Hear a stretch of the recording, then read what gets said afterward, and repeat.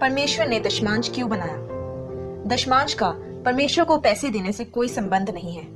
परमेश्वर को आपसे कुछ नहीं चाहिए। आप परमेश्वर को कुछ दे भी नहीं सकते। धरती पर जो कुछ भी है पहले से ही परमेश्वर का है। परमेश्वर को हमसे कुछ नहीं चाहिए। पर जब परमेश्वर ने कुछ निर्धारित किया तो वो इसलिए नहीं कि वो उसे चाहिए। दशमांश और दान इंसानों के लिए परमेश्वर का मैनेजमेंट ट्रेनिंग प्रोग्राम है। परमेश्वर को हमसे एक पैसा भी नहीं चाहिए, पर फिर भी उसने कहा कि हर चीज का 10वां हिस्सा मेरा है। पर हम सिर्फ पैसों का सोचते हैं और ये हमारी प्रॉब्लम है। अगर आप जूतों की 10 जोड़ियां खरीदते हैं तो उनमें से एक आपकी नहीं है। अगर आप 10 ड्रेसेस खरीदते हैं तो उनमें से एक आपकी नहीं है।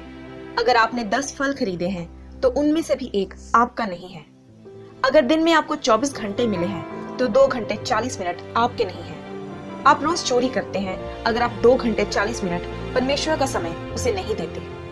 आप एक दशमांश चोर बनते हैं जो परमेश्वर का समय चुरा रहा है।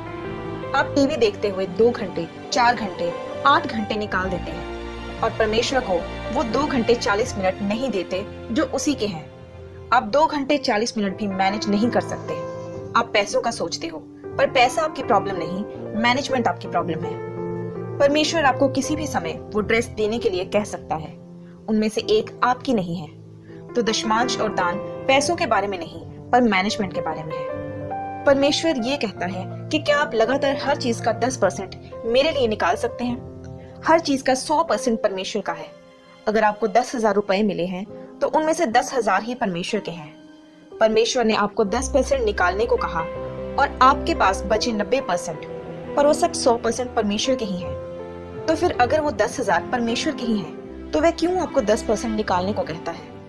ये बात उस 1,000 रुपए की नहीं है जो आप निकालेंगे, पर आपकी उन पैसों को निकालने की काबिलियत के बारे में है। आपकी मर्जी, आपके कंट्रोल, आपके उस पैसों को निकालने के डिसिप्लिन के बारे में है।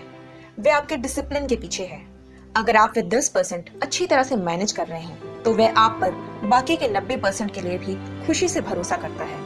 पर क्योंकि आप 10% में विश्वास योग्य नहीं रहते तो आप बाकी का 90% भी गवा देते हैं, जिसके कारण आपके पास कुछ नहीं रहता। तो फिर आप परमेश्वर को बताते हैं कि इस महीने के दशमांश मैं नहीं दे पाऊंगा क्योंकि इस पर पैसों में बहुत तंगी आई है। तो परमेश्वर भी कहता है कि तुम बोल क्या रहे हो, तुम्हारा उद्धार, तुम्हारी सैल्वेशन उस टाइथ में ही है।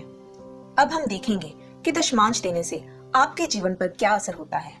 इनमें से हर शब्द मैनेजमेंट के लिए है। अगर आप अपने दशमांश और दान समय पर देते रहें तो पहले जो आपके जीवन में आता है वो है अकाउंटेबिलिटी, यानी हिसाब की जिम्मेदारी। दूसरा है डिसिप्लिन। जब भी आप दशमांश निकालते हैं तो आपको हर बार ऐसा करने के लिए कंट्रोल चाहिए। तीसरा ऑनेस्टी। एक टाइथर बनने के लिए आपको ऑनेस्ट होना जरूरी है, क्योंकि आपको कोई नहीं देख रहा सिवाय परमेश्वर के। आप सभी को झूठ बोल सकते हैं, पर परमेश्वर जानता है कि आपने टाइथ दिया कि नहीं। इसका मतलब टाइथ देना आपको ऑनेस्ट बनाता है और मैनेजर्स का ऑनेस्ट होना बहुत जरूरी है। चौथा है डिलीजेंस, यानी आप लगातार इस बात पर काम करते हैं कि आप वह 10% चुराए नहीं, और मैनेजर्स को भी यही करना होता है। पांचवा फेथफुलनेस, यानी वफादारी। मैनेजर्स में यही कमी होती है कि वह वफादार नहीं होते और टाइथ देने के लिए वफादारी की जरूरत पड़ती है। छठवां ट्रस्टवर्दीनेस। आपको हर बार टाइथ देने के लिए परमेश्वर को आप पर हर बार ट्रस्ट करना पड़ता है। मैंने आपको एक मैनेजर के गुण बताए हैं। वे अकाउंटेबल होते हैं, डिसिप्लिन्ड होते हैं, ऑनेस्ट होते हैं, डिलीजेंट होते हैं, फेथफुल होते हैं और ट्रस्टवर्दी होते हैं। प्रभु यीशु मसीह ने एक दिन टॉप क्लास मैनेजमेंट दिखाई। एक दिन जब 5,000 लोग एक जगह पर थे और वे सब भूखे थे और ये औरतों और बच्चों को छोड़कर सिर्फ पुरुषों की गिनती थी, तो वह तकरीबन 12,000 लोग होंगे और वह उन्हें कुछ खाने को बांटने वाला था। मरकुस 6:40 में लिखा कि वे 100 और 50 की टोलियों में बैठ गए, यानी कि ये एडमिनिस्ट्रेशन थी, यानी प्रबंध करना। फिर उसने 5 रोटियां और 2 मछलियां रिसोर्सेज के तौर पर ली। उसकी तरफ देखा जिसके वो रिसोर्सेज थे, फिर प्रशंसा के तौर पर उसका धन्यवाद किया कि वह उन्हें उन रिसोर्सेज को इस्तेमाल करने दे रहा है। इसका मतलब कि वह चीजें आपकी नहीं है, पर वह किसी और की अमानत है। फिर उसने वे अपने चेलों को दी कि वे आगे लोगों को दे, यानी डेलीगेशन, यानी काम सौंपना। लोगों ने वह खाया और वह सब खाकर तृप्त हो गए। ये कस्टमर सर्विस थी।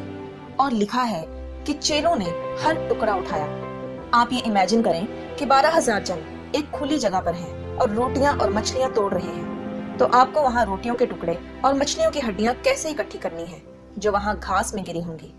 यूहन्ना 6:12 में उसने कहा कि बचे हुए टुकड़े इकट्ठे करके ले आओ कि कुछ भी वेस्ट ना किया जाए। आज लोग वेस्ट करने के कल्चर पर बने हैं और आज भी अगर आप कहीं बफे पर जाएं तो आपको पता है कि आपकी प्लेट छोटी पड़ रही है, पर फिर भी आप अपनी प्लेट को ऊपर तक भरते हैं, बैठकर खाते हैं और आधा खाना प्लेट में ही छोड़ देते हैं। आप एक बैड मैनेजर हैं और परमेश्वर इसे आपके नाम के साथ लिख लेते हैं। यीशु ने उन्हें क्यों टुकड़े इकट्ठे करने को कहा? वे टुकड़े जरूरी नहीं थे, पर वह उन्हें कुछ सिखा रहा था। आप टुकड़े भी वेस्ट नहीं करते। परमेश्वर के वचन से रिलेटेड और भी वीडियोस को देखने के लिए आप हमारे चैनल जीसस टीवी को सब्सक्राइब करें और नोटिफिकेशन के लिए अब बेल आइकन पर क्लिक करें।